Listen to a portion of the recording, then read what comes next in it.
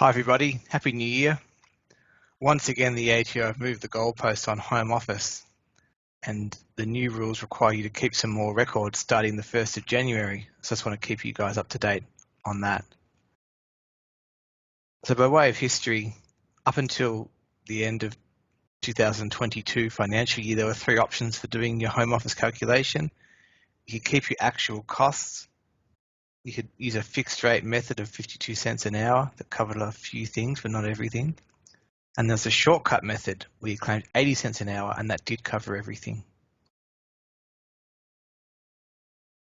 So now we're moving on to a fixed rate method that applies to 2023. We no longer have the shortcut method, and we've got a higher rate per hour with some different things included. So here's the formula for using the fixed rate method.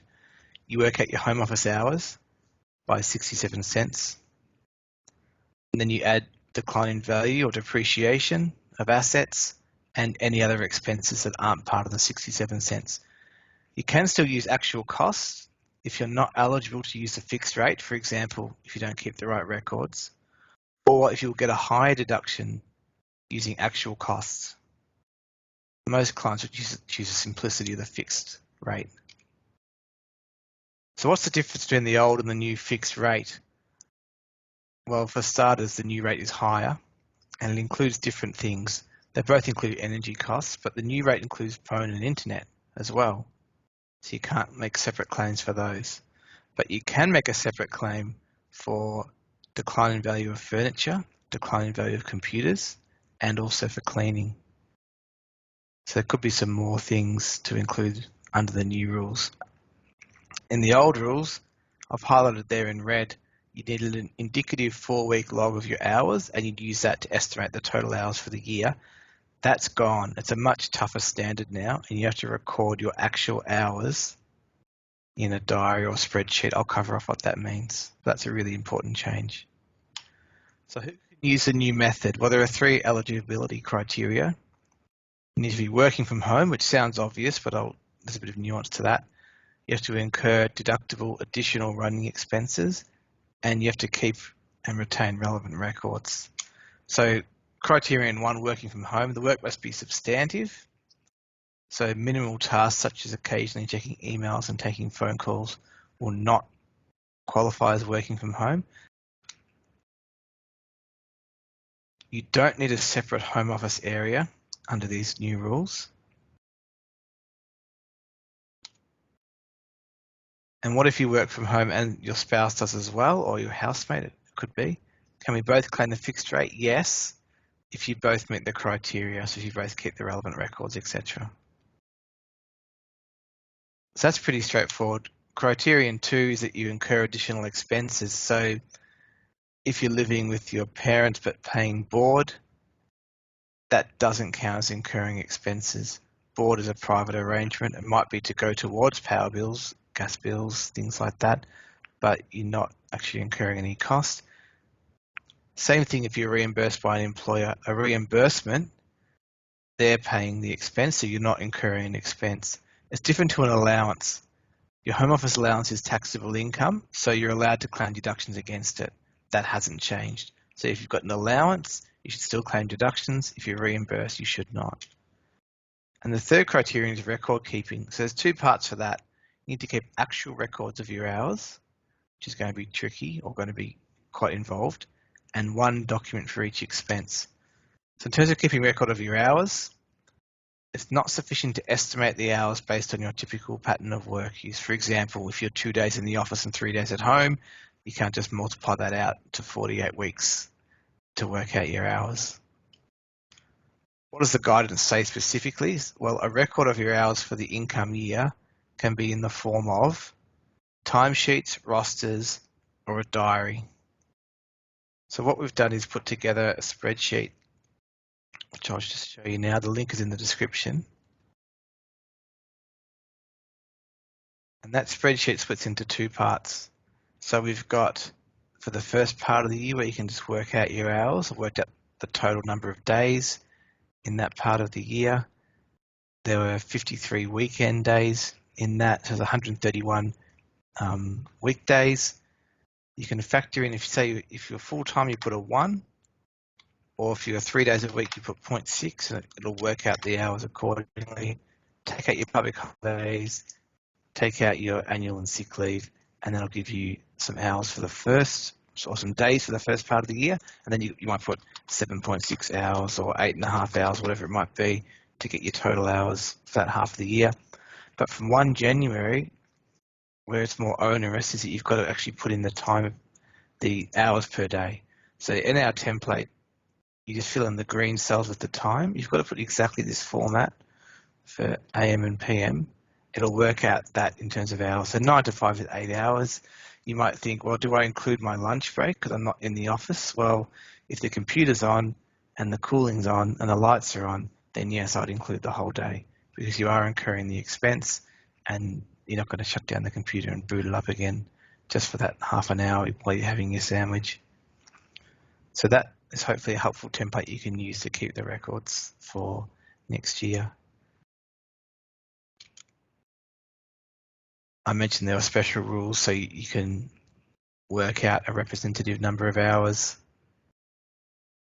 from your records, so from your timesheet, from your calendar, whatever it might be, for the first half of the year, but then we've got to go to actual hours. So that's only the first part of our home office formula. What about everything else? So firstly, let's recap what's in the 67 cents before we go to everything else. So it's energy, internet, phone, stationery, and computer consumables. So anything outside of that, you can still claim a deduction. The second circle is decline in value of computers and furniture, better known as depreciation. Here's a list of the most common assets.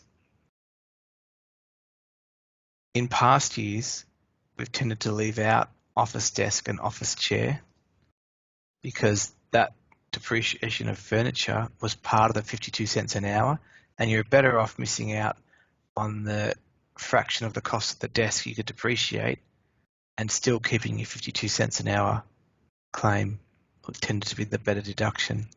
But with the new fixed rate, you can still claim your hours at 67 cents and claim a desk or chair, which is the main advantage of the new rules. Don't forget, if an asset costs $300 or less, so it's not less than 300, it's 300 or less, you can claim an immediate deduction. So if you are shopping for a monitor, desk or chair, if you can keep it under $300 all in, including GST and shipping, then that's better because you can claim it all in one hit rather than just split it up over maybe 5 years, which is not going to be a good outcome. You'll need documentation for each item. So it says documentation, not a receipt. So as long as it's got the name, the cost, the asset, the date, etc., that's fine. So it could be something from Gumtree or Facebook Marketplace where you don't have a receipt from a shop with an ABN or anything, but it's still, if it meets the criteria in paragraph 65 there, then you can still claim that. But either way, if you're buying an asset, keep the receipt. And that just leaves the third circle, any other work from home expenses. I could only really think of two: repairs and cleaning. Cleaning was part of the old 52 cents per hour method if you read the old ruling, but it's not part of the fixed rate. But just make sure you apportion it accurately, because cleaning a home office is only a small part of what you're paying a cleaner to do, and the more difficult and time-consuming jobs are going to be things in the kitchen and bathroom, etc. And as with other deductions, if it's a cash job, bad luck. No paperwork, no deduction. Let me know in the comments below if you have any other ideas for deductions that weren't part of the 67 cent list and that I haven't thought of in the later slides. So what are actual costs? Well, it's a lot more complicated, as you can tell. There's a lot more circles in the formula.